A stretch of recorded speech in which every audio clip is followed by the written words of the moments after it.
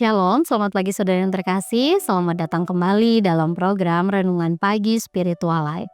Perenungan kita pagi ini akan terambil dari kitab Keluaran pasal 2 ayat 5 sampai 8. Ini adalah bagian kedua dari perikop yang sama dengan kemarin. Dan firman Tuhan pagi ini akan saya beri judul Orang yang tidak percaya menjadi alatnya. Demikian firman Tuhan. Lalu datanglah putri Firaun untuk mandi di sungai Nil, sementara dayang-dayangnya berjalan-jalan di tepi sungai itu. Ia melihat peti yang di tengah-tengah gelagah itu dan menyuruh hambanya perempuan untuk mengambilnya. Ketika ia membukanya dan melihat bayi itu, tampaklah bayi laki-laki yang sedang menangis. Ia merasa kasihan kepadanya dan berkata, "Tentulah ini salah satu bayi orang Ibrani."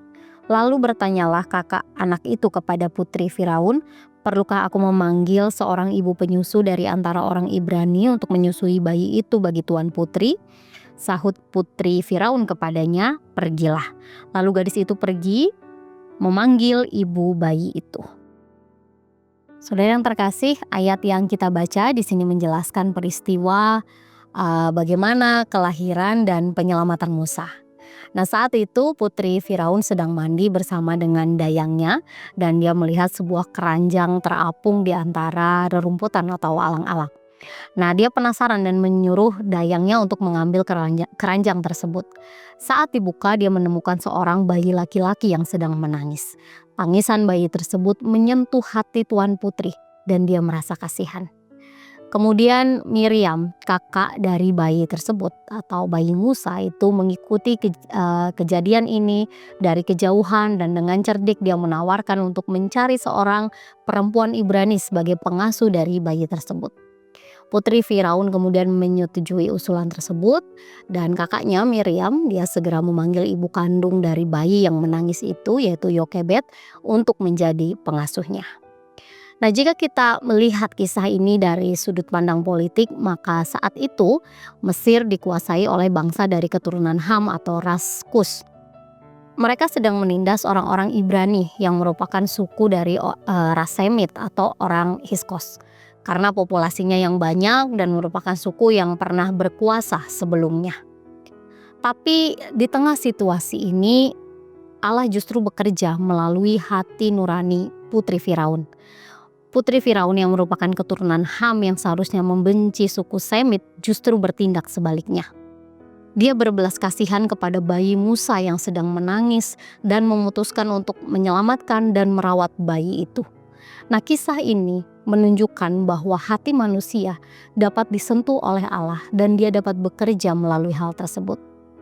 Allah menggunakan belas kasihan dalam diri putri Firaun untuk menyelamatkan Musa yang nantinya Musa ini akan menjadi pemimpin besar bagi bangsa Israel. Saudara, seperti putri Firaun yang tidak mengenal Allah tetapi hatinya dapat disentuh oleh Allah, maka saat ini Allah pun dapat memakai orang yang tidak percaya untuk melakukan kehendaknya atau melindungi orang percaya.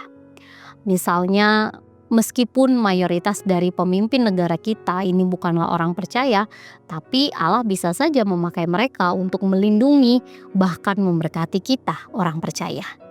Seperti putri Firaun yang dipakai untuk menyelamatkan Musa. Maka saat ini pun Allah dapat memakai siapa saja untuk menggenapi kehendaknya dan juga melindungi kita orang percaya.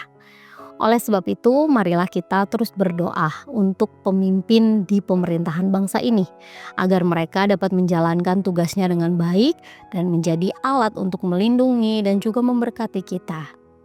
Saudara, mari kita berdiam sejenak, menenangkan batin kita dan mengambil waktu untuk merenungkan firman Tuhan yang baru saja kita dengar.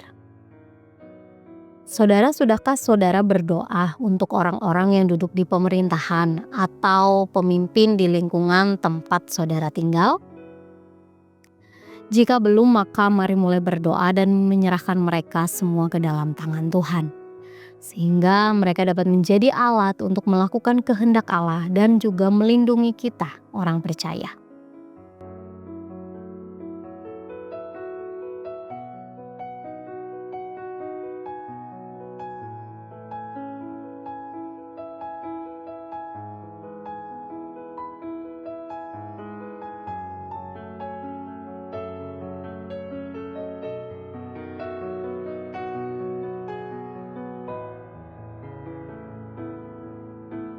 Saudara ingatlah bahwa Tuhan bisa memakai siapa saja untuk memberkati dan melindungi umatnya.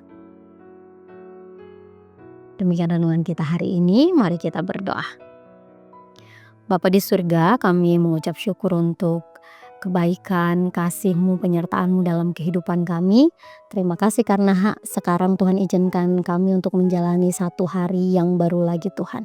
Kami juga bersyukur Tuhan untuk kebenaran firman-Mu yang kembali mengingatkan kami bahwa Engkau Allah yang berkuasa lebih dari apapun, dan Engkau pun dapat memakai orang-orang di sekitar kami termasuk orang yang tidak percaya untuk menolong kami, mungkin memberkati kami, melindungi kami. Tuhan, kami berdoa kiranya Tuhan memberkati pemimpin negara ini, pemimpin yang ada di tempat kami tinggal. Kiranya mereka dapat menjadi pemimpin yang baik dan melakukan kehendak Tuhan dalam masa kepemimpinan mereka.